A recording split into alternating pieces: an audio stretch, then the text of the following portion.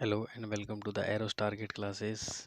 आज इस वीडियो में हम पढ़ेंगे chronology of Indian freedom struggle, ये फ्रॉम 1857 से 1923 तक। दोस्तों ये पूरा वीडियो देखें, यहाँ पे कोई इन्फॉर्मेशन, इसमें बहुत सारी इन्फॉर्मेशन मिलेगी। चलिए पूरा वीडियो शुरू करते हैं। आज हम पढ़ेंगे chronology of Indian freedom struggle के बारे में। सबसे पहले 1857 की जो क्रांति थी वो मेरठ से शुरू हुई थी 10 मई 1857 को। इस विद्रोह के राजनीतिक, सामाजिक एवं सैन्य कारण भी थे। इसके बारे में हम राजनीतिक कारण की बात करें हम तो अंग्रेजों की एक विस्तारवादी नीति थी और डलहौजी ने डॉक्ट्राइन ऑफ लैप्स नीति अपना रखी थी, जिससे नागपुर नागपुर झांसी, ये झांसी सबसे पहले स्टार्ट हुआ था मेरठ में। इसके बाद झांसी, ग्वालियर, लखनऊ, इन सब में इसके रिवोल्ट ज़्यादा बढ़ गए थे। और जो डॉक्ट्राइन ऑफ लैप्स नीति थी डलहौजी की, इसकी वजह से सतारा, नागपुर, झांसी जैसे रियासतों को अपने अधिकार में ले लिया गया था डलहौजी ने। Now comes to 1858, East India Company replaced by British crown. जो ईस्ट इंडिया कंपनी थी वो को रिप्लेस कर दिया ब्रिटिश क्राउन के द्वारा। और उस टाइम पे वायसरॉय बना दिए गए। फर्स्ट वायसरॉय जो बने थे वो लॉर्ड कैनिंग बने थे। Now comes to 1875। 1875 में दयानंद सरस्वती ने आर्य समाज की स्थापना की थी।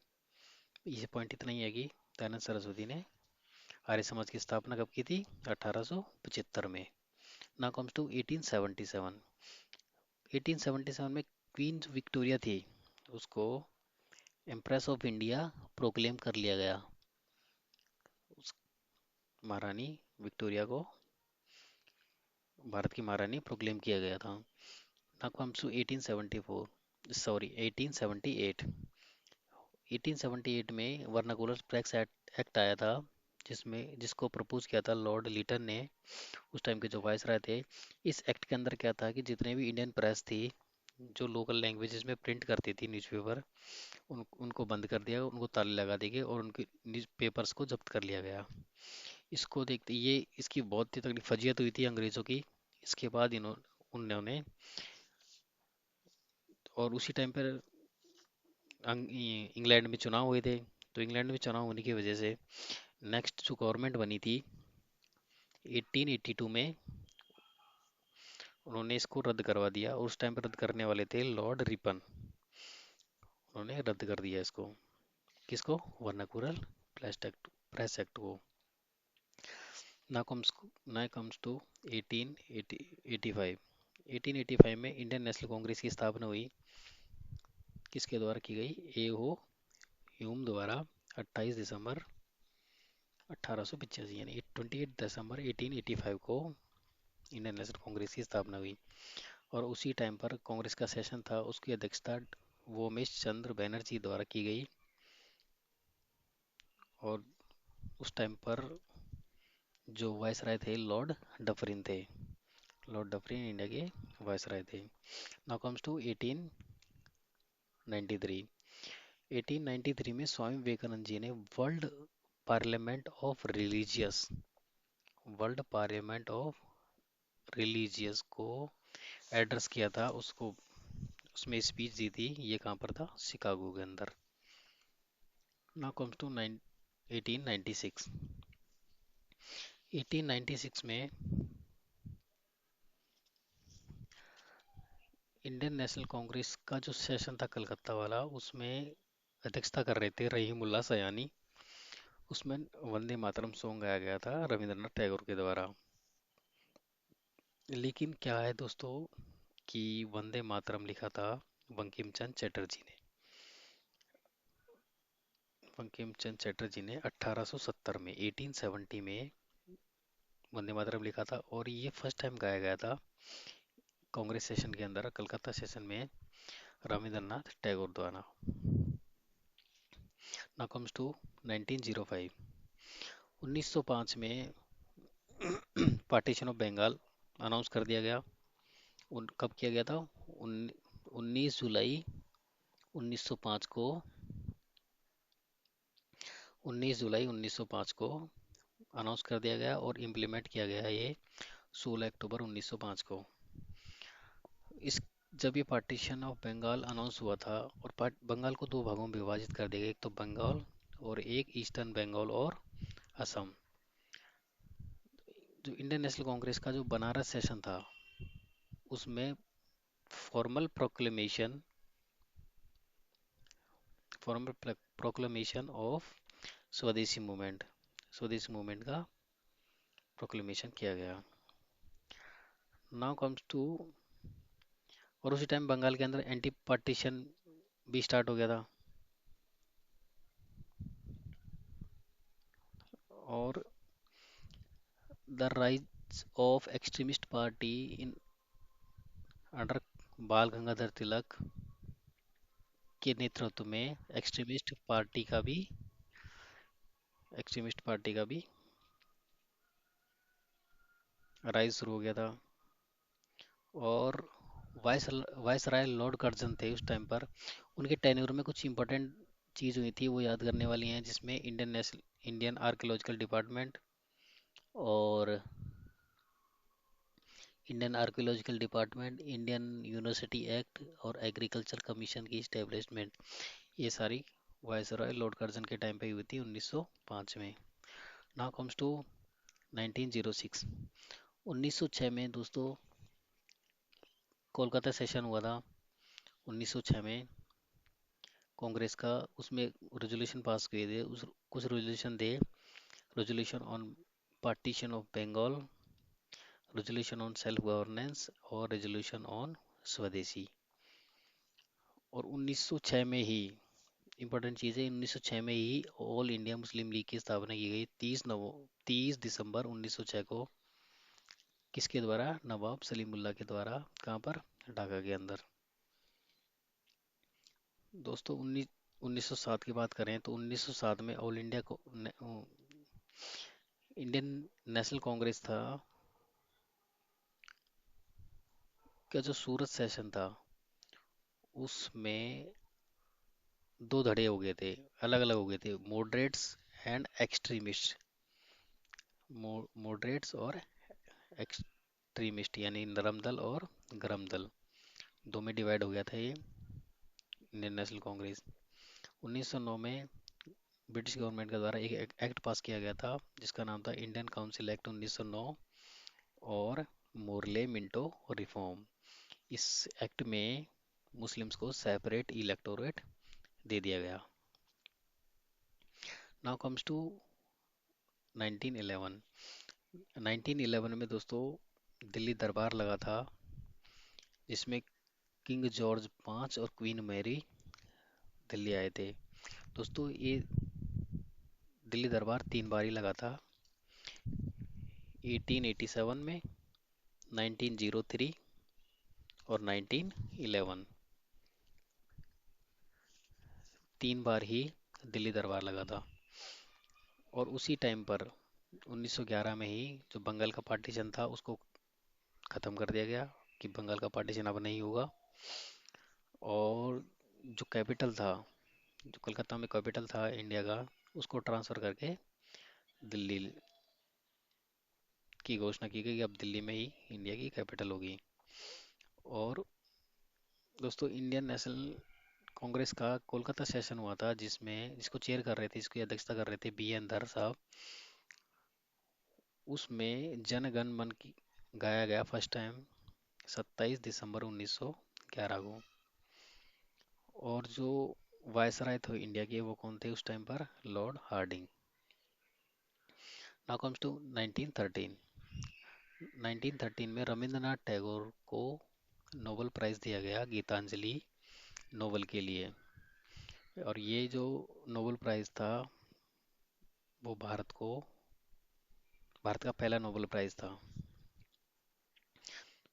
Now comes to 1950। 1950 में 15 में 9 जनवरी को महात्मा गांधी साउथ अफ्रीका से इंडिया आते हैं और beginning of alliance between Indian National Congress and Muslim League के बीच में अलायंस शुरू हो जाता है। Now comes to 1916। 1916 में दोस्तों, अगस्त 1916 में फर्स्ट होम रूल लीग की स्थापना की गई बाल गंगाधर तिलक द्वारा बेलगाम में। और सितंबर सितंबर 1916 में सेकेंड होम रूल लीग की स्थापना की गई एनी बेसेंट के द्वारा मद्रास सेशन में, सॉरी मद्रास में, मद्रास सेशन नहीं, मद्रास जगह पे। Now comes to December. Lucknow pact sign हुआ था कांग्रेस और मुस्लिम लीग के बीच में to build political consensus. Now Indian National Congress का लखनऊ सेशन हुआ था, उसकी अध्यक्षता कर रहे थे AC मजूमदार। इस उसमें क्या था, unity between two functions moderate and extreme, and नरम दल और गरम दल के बीच में यूनिटी हो गई थी। पूछते कभी कभी कि पूछ लेते हैं कि बताइए कि नरम दल और गरम दल कब मिले, किस सन में मिले थे। तो ये दिसंबर 1916 में। Now comes to 1917।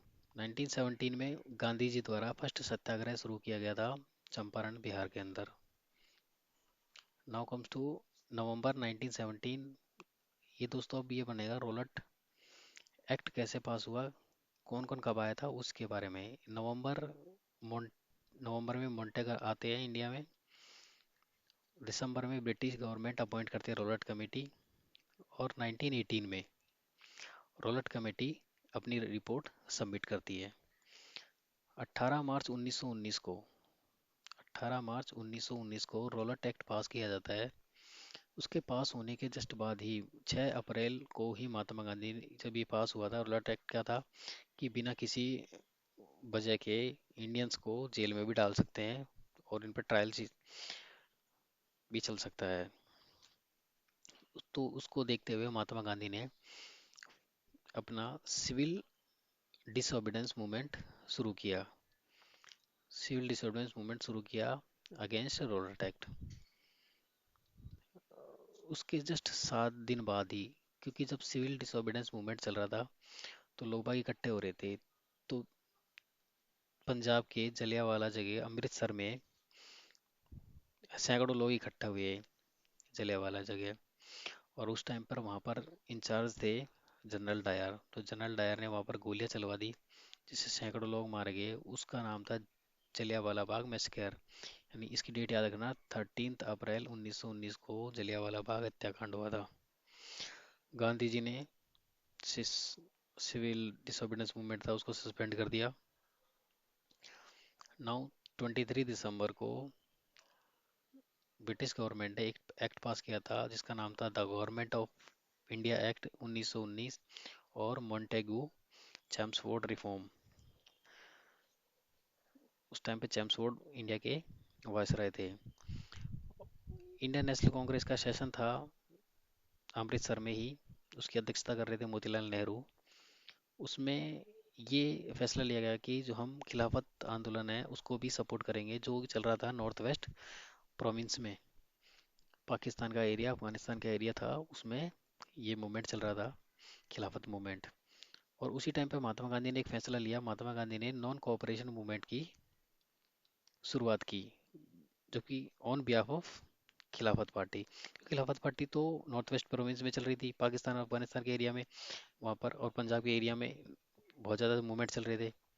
कुछ पार्ट जो वेस्टर्न पंजाब का एरिया था उसमें। उसी टाइम पर बाल गंगाधर तिलक की मृत्यु हो जाती है। और जो कांग्रेस का सेशन था 1920 में ही, कांग्रेस का जो सेशन था उसमें मोहम्मद अली जिन्ना कांग्रेस छोड़ देते हैं। Now comes to 1921। अगस्त 1921 में मोपला रेवोल्यूशन होता है। उसमें क्या था कि केरला का कोस्टल एरिया था, मालाबार कोस्ट है एरिया, वहाँ पर किसानों का आंदोलन शुरू होता है कोलोनाइजेशन के खिलाफ। क्योंकि वहाँ पर जो किसानों का दमन हो रहा था, किसानों का दमन हो रहा था, टैक्स ज़्यादा दे रहे थे किसान, किसानों से टैक्स ज़्यादा वसूल कर रहे थे, और जो गरीब किसान थे उन पर अत्याचार हो रहे थे। तो इसको देखते हुए वहाँ पर रिवोल्ट शुरू हुआ था।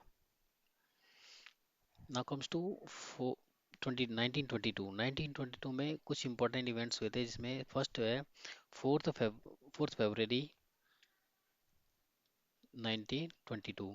इसमें चोरा चोरी इंसिडेंट हुआ था। चोरा चोरी एक जगह है गोरखपुर में, वहाँ पर ये इवेंट हुआ, वो इंसिडेंट हुआ था।